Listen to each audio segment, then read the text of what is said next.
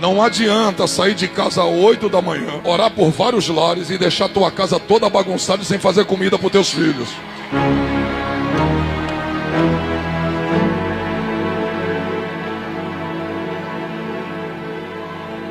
Agora acabou, glória a Deus, agora de vez. Eita glória, aleluia. Sabe o que é que eu faço? Eu fico 3 dias com a minha família. Fico segunda, terça e quarta. Às vezes quarta-feira eu vou atender um amigo, mas eu fico para me recompor, para eu ser pai, para eu ser esposo e para eu poder congregar. Noé não ganhou o mundo, mas ganhou sua família.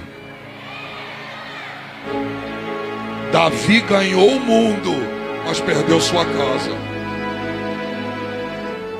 Sua casa é o seu maior patrimônio.